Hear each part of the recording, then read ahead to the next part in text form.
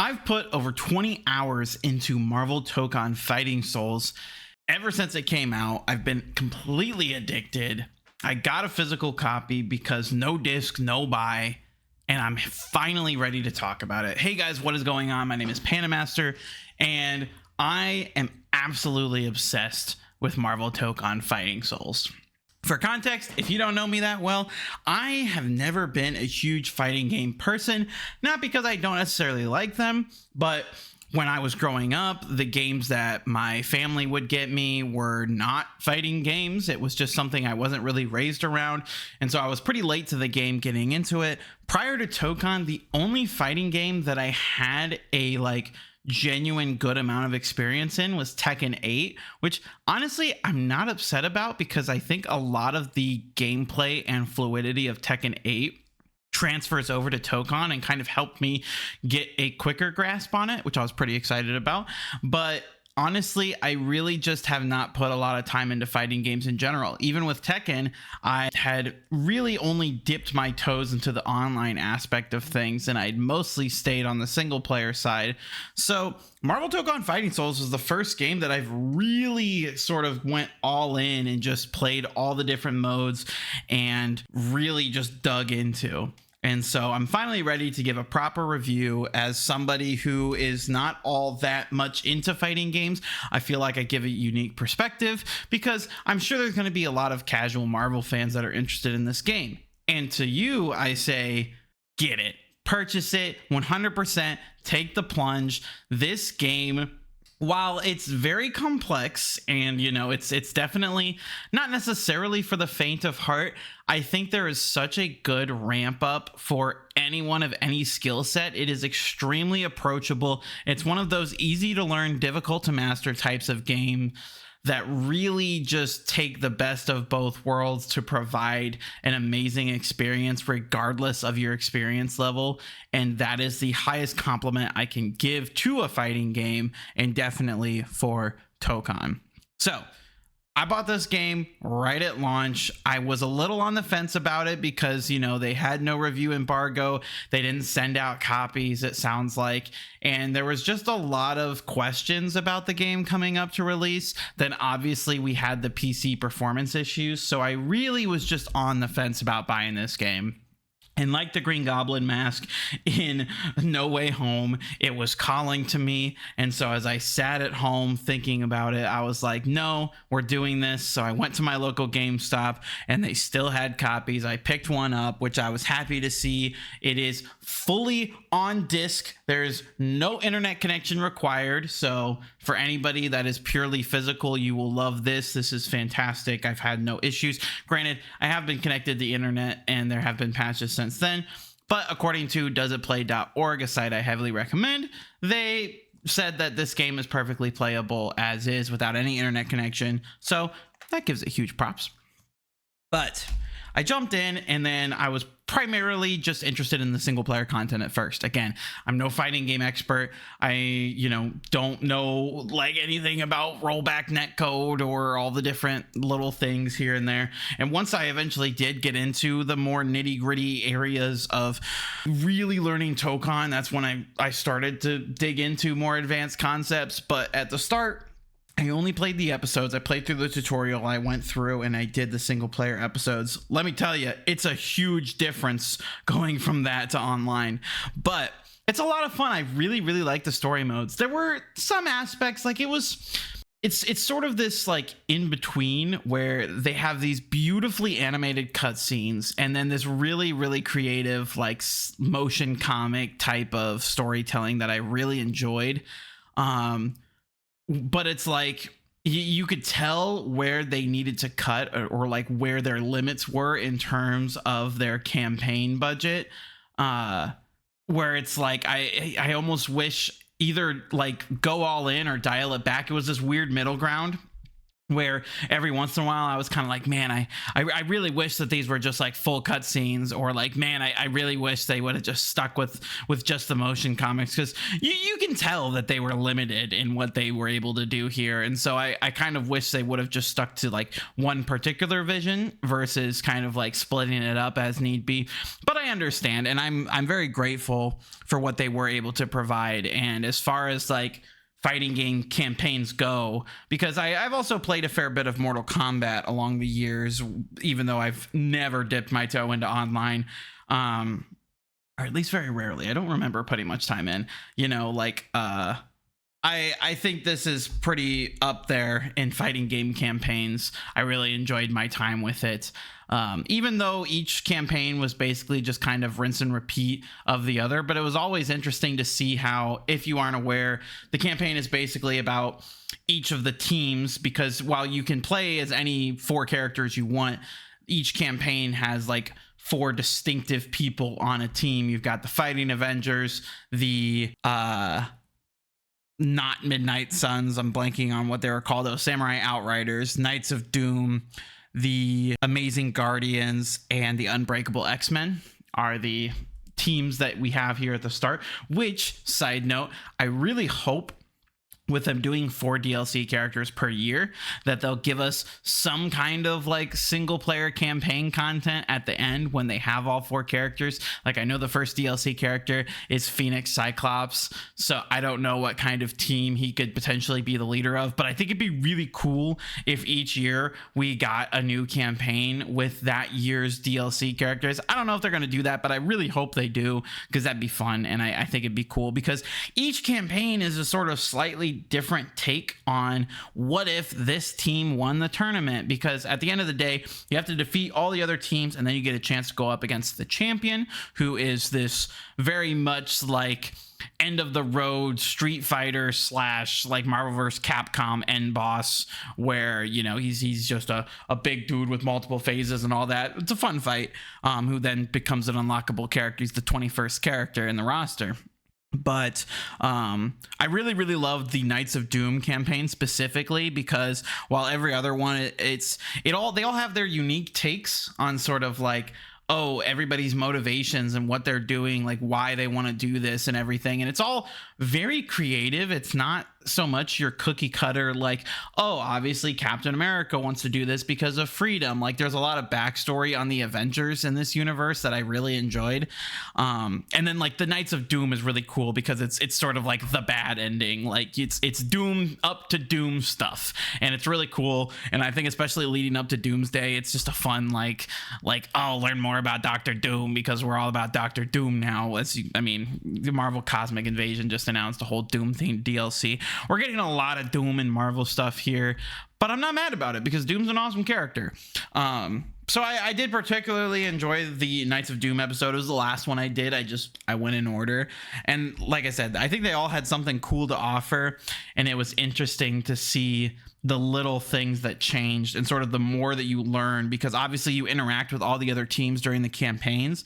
And at first there were a couple moments where I'm like, oh, these don't actually fit together, because yes, technically they're all different timelines because they all have their team win, but they all make sense together in terms of, because there's a campaign where someone from another team steals an invite to get in, and I was like, oh well, that can't be canon, and it turns out that it actually is. And so like it's interesting to find out all the different ways that it's connected, and it's sort of cool to sort of dig into the lore of Tokon. There's actually quite a bit of lore here that I hope they don't give up, and I hope they continue to expand on, because like I said, I'm a huge superhero guy. I'm always down for new takes on the superhero genre, and I think there's enough interesting things here to pick apart, where it's obviously not this like huge narrative storytelling like extravaganza or anything, but there's some cool like Easter eggy referential type stuff all over the place here that I really enjoyed as a big story guy.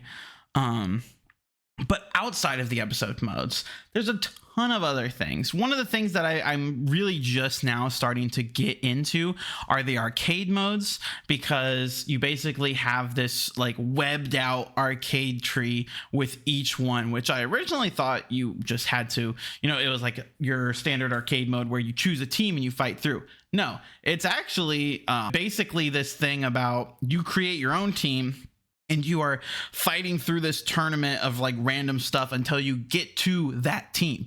So the Fighting Avengers arcade is all about working up to facing the Fighting Avengers, and you get little like stat buffs and increases and little things like that. It's like a roguelike light. And that's not talking about the survival mode, which is a whole different type of roguelike. But essentially what it boils down to is that there's a lot of single player stuff for you to chew into without ever having to touch online, because coming from someone who hasn't played a whole lot of fighting games, online is very scary. Fighting game players, actual like competitive players, or even just the casuals, because I had a hell of a time even in quick matches when I first started out, they don't play around. They're all about keeping their combos going no matter what. And for those that don't know, Arc System Works, the developers of this game, these are the same people that made Guilty Gear Strive, Dragon Ball FighterZ. Basically, the majority of any modern fighting game that's been released was Arc System Works, probably had some hand in it. So you have a lot of those fighting game fans who might not even care about Marvel whatsoever, that are just coming for a new fighting game. And so some of these players are very, very, very sweaty, and they can make you lose your will to live. So it's nice that there are a plethora of single player options available for you to play around with and sort of get good, if that makes sense, and all sorts of things. There's all sorts of difficulty options. There's lots of CPU levels. There's also combo challenges for you to work on, which is one of my few complaints I have with the game. I wish the tutorials gave you more information about timing specifically. There's a lot of information available. You can turn on all kinds of stats, which include like your like exact button presses, like your combo damage meter, like all sorts of things. This truly is a suite of stuff available for expert fighting game players, where I think a lot of esports players are going to be having wet dreams about this game because of just how in-depth everything is.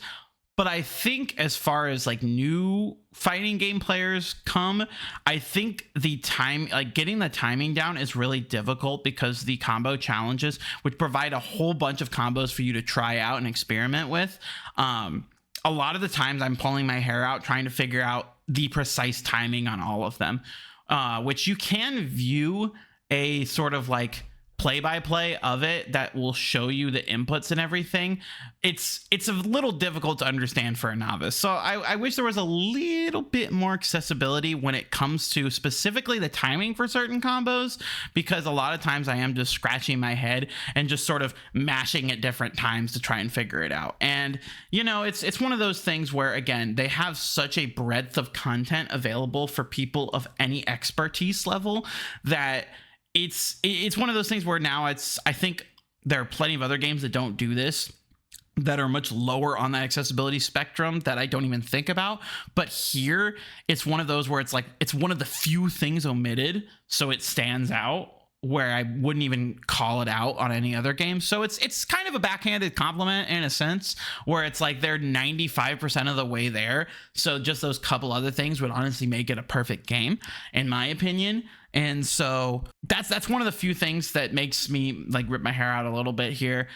There's also another single player mode, Arcadia Rumble, which I think is fun in a sense. It's sort of like the closest thing they have to a party mode, because basically you're put in this open hub area where the open lobbies are, which I also think are a lot of fun, where you have these like chibi style avatars running around.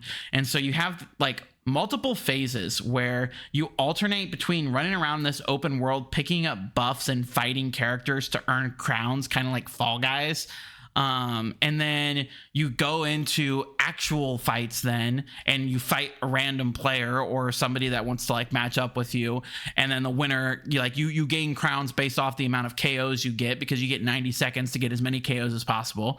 And then you go back into this open world and do more. And it's this, kind of like interesting, like party game mode thing.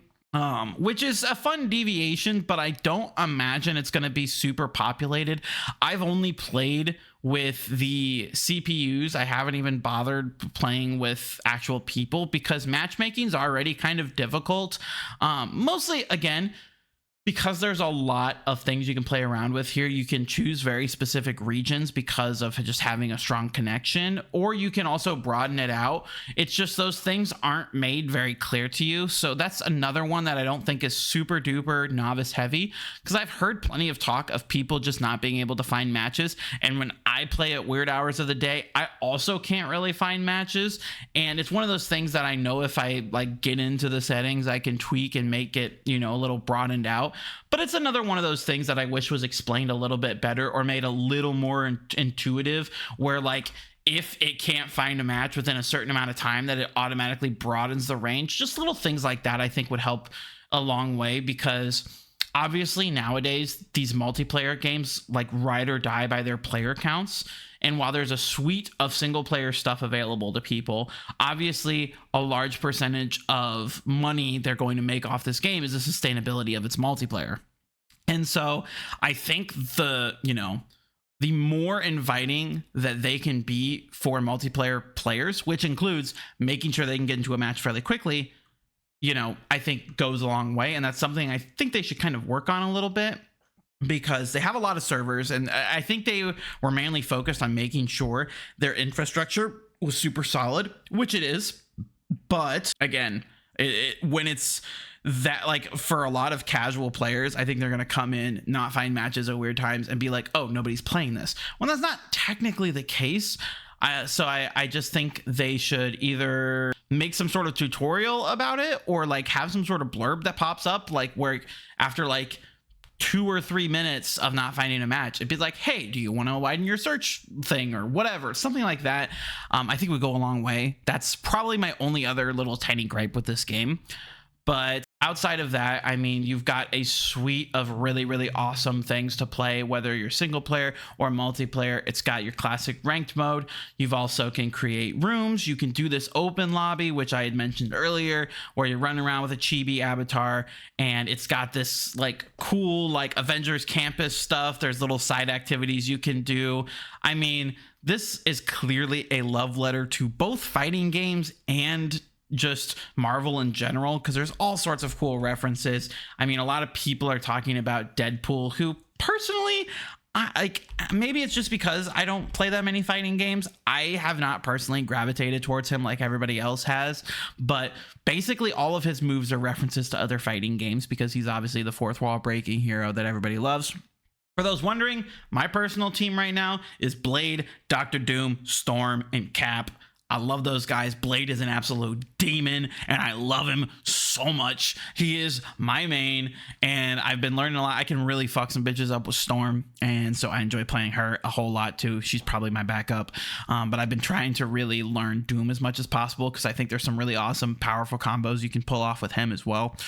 But I've been having a ton of fun playing with all types of different, characters. I keep trying to, stick with my main squad for now in multiplayer, while going in the lab, going in the single player modes with everybody else to try to get them up to speed.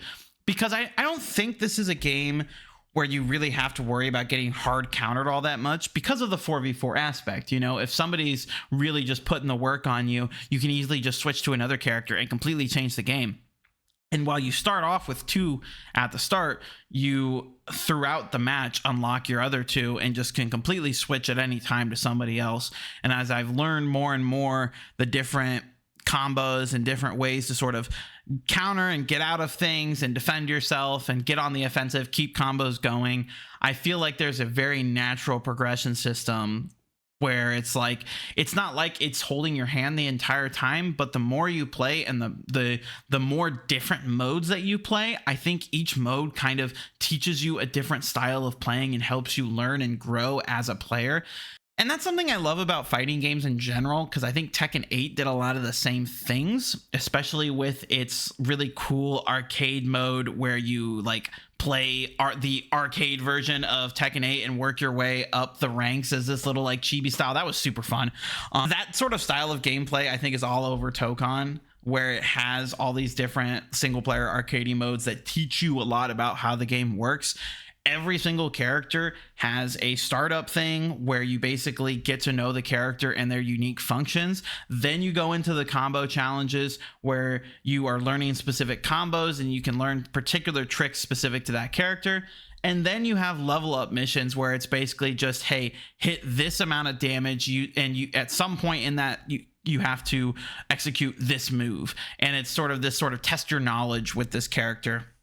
There's all sorts of fun resources and ways to play and learn more about the game, and I really do appreciate it.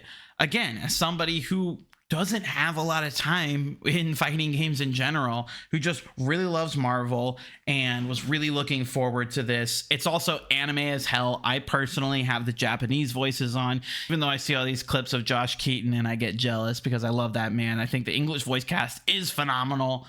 But it's a Japanese game made by Japanese people and it's hella anime, so I had to do the Japanese voiceover, and they do a really good job, and I really love it.